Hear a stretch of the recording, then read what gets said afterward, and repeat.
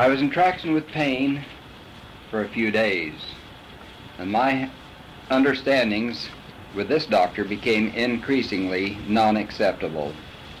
He never prescribed adequate medications for pain. In 1955, I had experienced many days of traction, but this time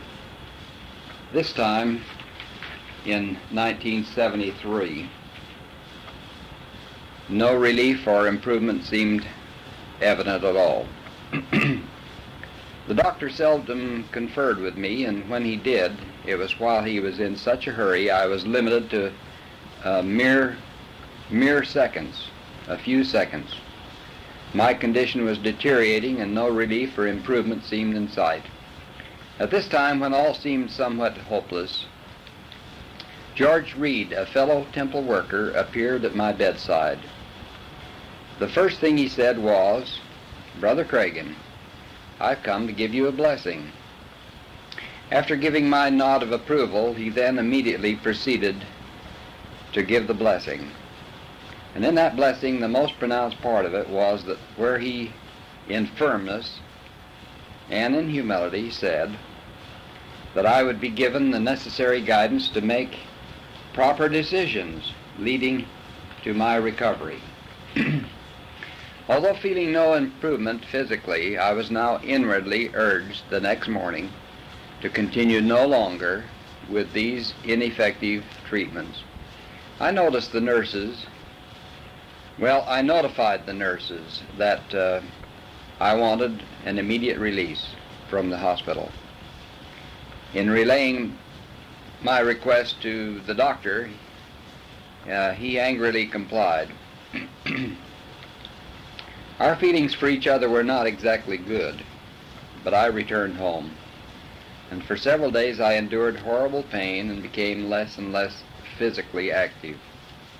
Finally, members of my family were so concerned they took turns in walking me and added, of course, some appropriate scoldings. Jeannie, Brent's wife, had been a registered nurse in the LDS hospital in Salt Lake City. She suggested that we seek the services of Dr. Laverne Erickson, a well-respected neurosurgeon, and we were unable to arrange any early appointment with him. And so it was decided that I be taken to the hospital as an emergency patient and then seek the attention of Dr. Erickson through the hospital. Brent came in one early morning, in the early morning hours from his home in Bountiful, and we drove to the Salt Lake LDS hospital, arriving at 4 o'clock in the morning. The admitting doctor was called but couldn't really rationalize my leaving one hospital and coming to another one. I told them that this had to be, and I was staying regardless. After considerable debate, they permitted Brent to call Dr. Erickson. His schedule at the hospital was full, but he finally agreed to see me upon his arrival. This he did, and we were so impressed with this doctor that we knew even then the reality of the blessing I received under the hands of Brother Reed was beginning to be fulfilled. The doctor spent considerable time with us and examined me quite thoroughly. I pleaded for him to accept me as a patient and said that I would stay in the hospital or do whatever he suggested. He prescribed pain medications and recommended that I return home and wait until the pain subsided, and then return to him for a complete examination. We returned home, and after several more days, the pain began to be less severe. At a later date, I reported to the doctor for a full examination. I was confident that he could help me. He requested that I undergo a series of tests at the St. Mark's Hospital. This I did the same day, and the electrocardiogram examinations with the many needles inserted along my entire spine was no joyous experience, I can assure you this. The doctor concluded that surgery was needed.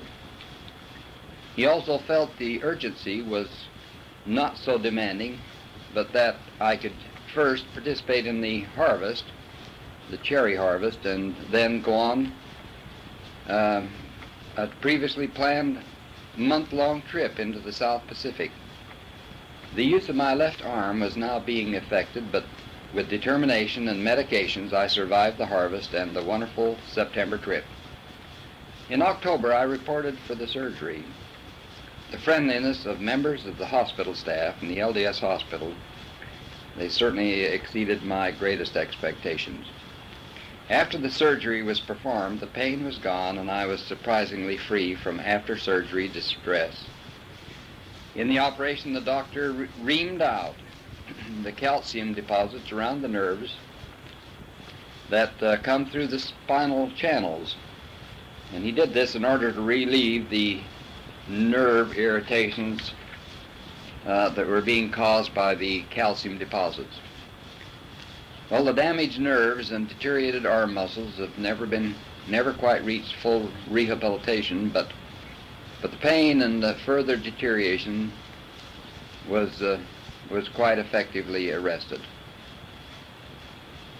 I believe that Brother Reed's blessing upon me initiated the guidance that I so seriously needed, even though others, the decision, or these decisions that we made in those moments could have seemed highly questionable.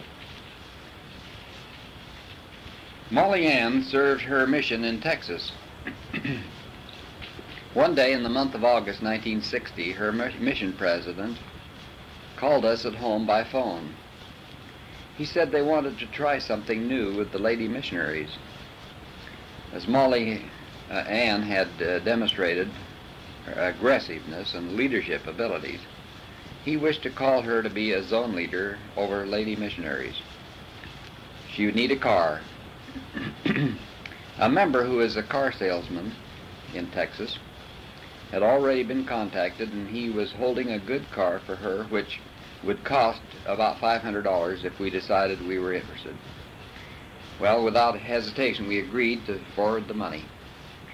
Then Mildred and I discussed this commitment and talked of how we should fulfill this unexpected request. Well, regardless, we knew we must find the money. After returning home from Sunday school the next day, some Mexican men knocked on our front door. They, with their families, were trying to get to Idaho for work in the potatoes. Being short of traveling money and food for the children, they needed to work a day or two immediately. We'd been engaged in a demanding apricot harvest, and the large orchard on the good earth had been fairly well picked, but not completely gleaned. The fruit that year was ripening unusually fast, so it was urgent to begin the first picking in the home orchard. Ladders, buckets, and equipment had already been moved for an early start Monday morning. Our labor crew had been promised this first picking, which of course is much preferred. It occurred to me these families could be interested in a gleaning assignment. An attractive proposition of double pay per box to do the gleaning job was offered to them. They looked over the orchard situation and accepted.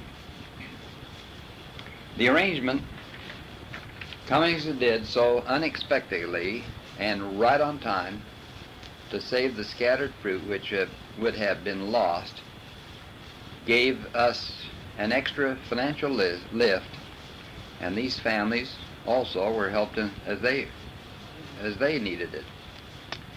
But most important of all, this to us was an unforeseen answer to our commitment and prayers. The fruit was saved, good people helped, and money for Molly Ann's car came. And all this happened without requiring us to leave the urgency of harvesting the fruit that we were then in, or taking our time or efforts from the from the main harvest in order to do this particular gleaning.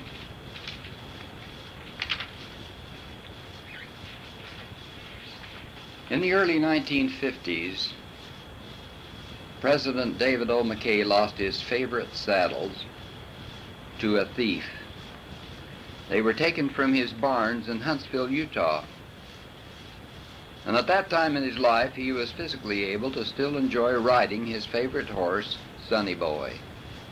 On occasion, he would pull away from the pressures of his responsibilities as president of the church with headquarters in Salt Lake City, and drive to his boyhood home in Huntsville, Utah, in Ogden Valley. As he approached the horse pasture and called, this beautiful horse, Sonny Boy, would perk up his ears and gallop right up to the president for that expected affectionate pat on the head and probably a sugar cube.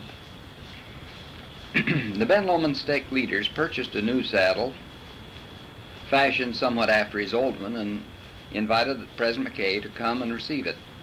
He was very pleased for what we had done.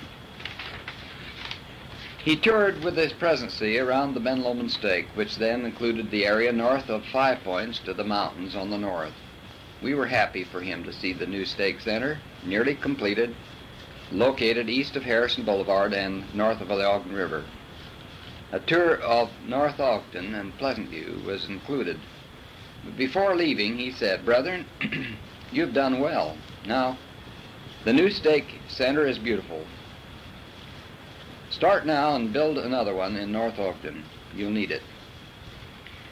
Well, in retrospect, his prophetic statement was timely. President Heber J. Heiner, Jr. called the Stake High Council together into a special meeting, and plans for a new building were formulated.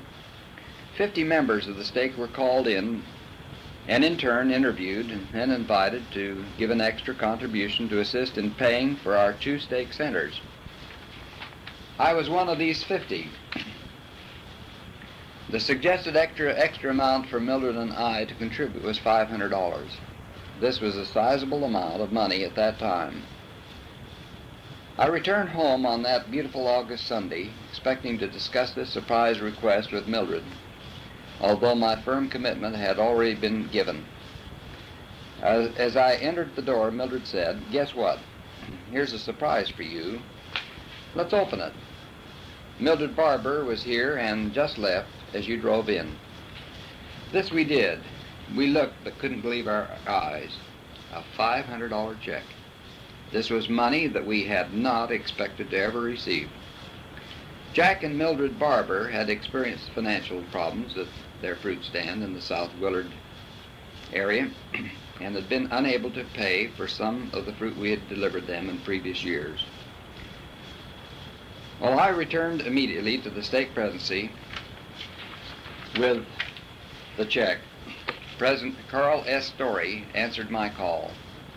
I gave him the check and said, "I've returned sooner than I expected. Here is a check which came to us within the hour I committed our family to give something extra to help all of us get done what the prophet requested us to do."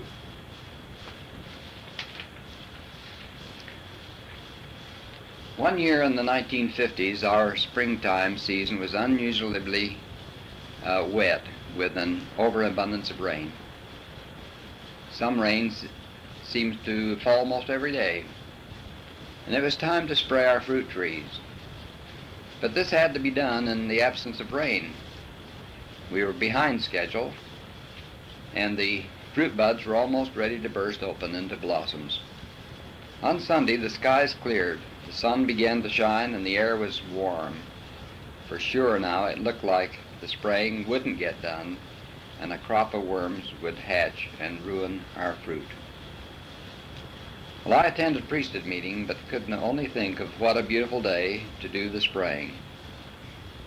Then my mind was finally made up. The ox must be pulled out of the mire. Well, I dashed home with a thought. A tank of spray today between meetings would help with the spraying emergency and the needs to be done even though it stretches breaking the Sabbath day a little bit. I turned the water into the filling of the tank, spray tank, while changing my clothes. And more than ever now, I was determined to get that one tank of spray onto those most advanced trees where the pink in the blossoms could now be seen in the buds. And they'd certainly be blooming, well, then maybe in full bloom tomorrow. Well, I dashed to the spraying rig and hurriedly completed the spraying job, feeling some guilt, but also a fairly justified satisfaction. I'd also hoped my daring Sabbath-breaking escapade went unobserved with my children and neighbors. Well, our family attended the afternoon sacrament meeting, and I kept quiet and sort of in the background. When we returned home, I changed shoes and walked through the edge of the orchard. And how glad I was that we didn't wait until the next day to spray these bud-bursting trees. In casually checking the equipment and other things, I got the shock of my life. There before my very eyes were the unopened packages of spray. Amid inward feelings of guilt and haste to carry out the questionable decision, I had forgotten to add the insecticide into the tank of water for the spray. My, what a memory. Breaking the Sabbath to unload a tanker of pure mountain water. You know, the big historic house on the hillside was the cradle of my childhood. While growing up, life's lessons, yes, life itself, was nurtured there. Great hopes, joys, and some sorrows came to our home, but an abundance of love and parental understanding was always there. Honesty and work were enthroned as great virtues to be learned. Sharing, being of service to others, and practicing thrift only ranked second place to a willing obedience. Courtesies and respect for others were like daily bread, the staff of life in building healthy family and neighborhood relationships. I love my home and family. My father, a great example, won everyone's respect, and mother somehow kept the home together with plenty of love and time for each of the 9. Life on the farm offered a great variety of things to do, and idleness for us was never known. Daily chores, preparing the land, irrigating parched soil, and finally harvesting hard-earned crops required many willing hands. Yet time for fun things was found. Games, family trips, and music lessons fit into their place. No one in our family ever questioned attendance at church, or paying the Lord his tenth, or accepting responsible assignments. Missions were scheduled early into the calendar of our lives, and this sacred chapter became a reality for my brothers and me. And then my father, the great family example, finally had his mission also. Glorious blessings of the temple came to each one right on schedule. I won my teenage sweetheart, and in the Salt Lake Temple, an apostle of the Lord united us as eternal companions.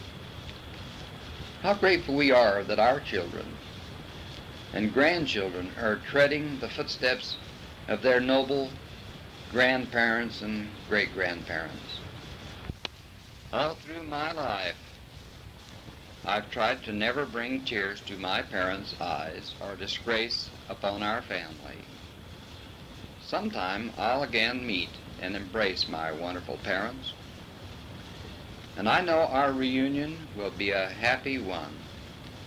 If tears of joy, and few regrets.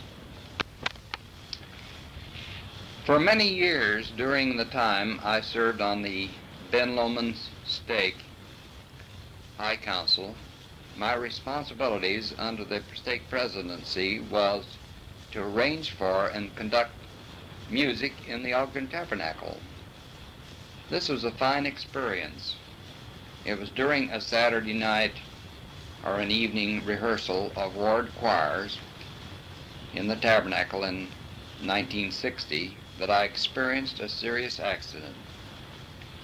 The microphones needed adjustment, so I hurriedly ran up the steep, non-railed stairway to the sound booth. I quickly turned on the top step and tripped and fell straight down about 12 feet and landed on my head on the cement floor. Quite soon I regained consciousness, and I was amid then the choir folk surrounding me. They hustled me off to the D hospital. I had suffered a head concussion and broken wrist and badly injured my right leg. Next day was state conference. The visiting authority, Elder Longden, came with President Heber J. Heiner, Jr., to see me.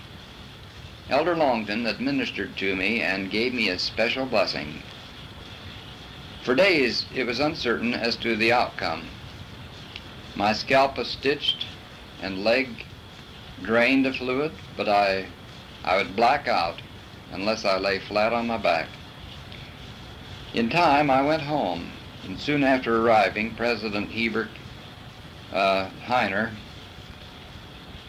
came to our home, and he informed me that I was to be the new bishop of the Pleasantview Ward.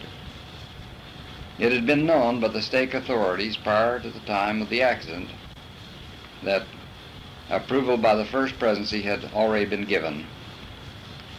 It required many weeks to fully recover and again regain my equilibrium.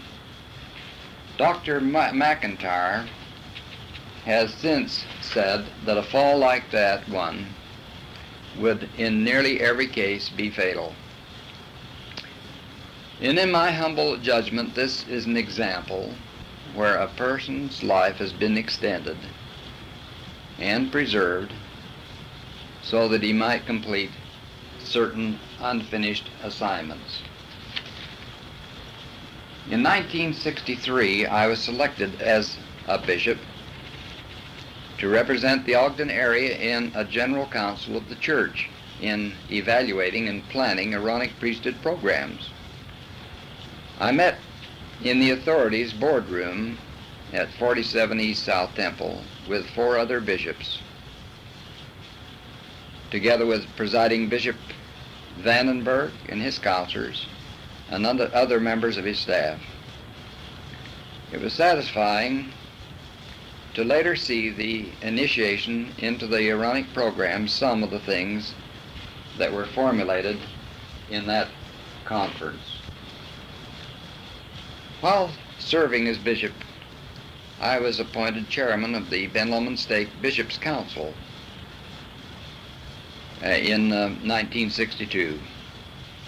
This required me to represent our stake in the Regional Welfare Council meetings, and Mildred at this same time also served our stake in the regional meetings for the Relief Society. This experience enlarged our circle of friends and expanded our experiences in the church. During these times we had a severe drought year. To get water to our own stake farm on the old Barrett property in North Ogden, I enlisted help from throughout the stake. We cut willows, cleared underbrush, and cleaned the channel from the mountain to conserve every drop of water. Down through hollows, across fields, alongside Fruitland Drive, under the road, and then back through backyards we went to plug rat holes and clean and clear a path for precious water, some of which was donated by farmers who had some to spare. And these extra efforts and careful water usage helped us experience a successful harvest on our welfare farm. It was on this farm that we cleared off old, large, and diseased sweet cherry trees. It was believed that a large crew with saws and oil for burning would be needed. But being in charge, I told the stake presidency that with Earl Larson and his Caterpillar dozer machine, that he and I could alone do the job. I hauled 100 old rubber tires to the scene. On the appointed day, Earl Larson came. To our surprise, many men with saws and barrels of oil also arrived. They started in, and so did we. I started the fire, and Earl Larson began pushing entire trees into the fire. Very soon, we had pushed and burned several large trees, and the hand crews were going through lots of motions, but were still on their first trees. Before long, the crews gradually disappeared. We continued, and by sundown, the entire orchard had been cleared and burned, including the trees that the hand crews had left. Asking wards for labor help had previously been done through blanket invitations and announcement in meetings. With the consent, but with reluctant approval, the stake presidency permitted me to try another approach to welfare labor. We assigned each ward a certain portion of the farm or a certain task to do, with them being responsible. Be responsible to get it done, the job done. At times, we'd take wooden stakes and set up at the beginning or the front of designated rows that had to be planted, or where weeds had to be pulled or fruit to be picked. This apportionment to the wards to get a certain job done on schedule has been in operation even to the present time, and has been very successful over the years. Soon after becoming bishop of the Pleasant View Ward, Mildred and I gathered from all parts of the ward church records of every kind. These were loaded into the trunks, or the trunk of my DeSoto car, and they're really completely filling it. And we made a special trip to take these records to Salt Lake City. They included original ward and auxiliary historical records. And as we arrived in the rear of the General Church headquarters at 47 East South Main, we saw 3 men standing above ground on the platform of a vertical shaft elevator. I went over to them and inquired as to how our record collection could be taken to the archives, which I knew were then in the basement of this church building. They promptly said, "Well, we've been waiting for you. Let's unload them here." This we did, and I accompanied them down into the large underground storage area. There I renewed acquaintances with the assistant church historian, William A. Lund, my mission president in England, and Apostle Joseph Fielding Smith. I said, "Brethren, we have brought in all these various ward records, and as you see, some are incomplete. Others are recorded on mere ordinary school paper, and some in school notebooks. Sister Cragun and I decided to bring them all, and you will know which ones should be kept."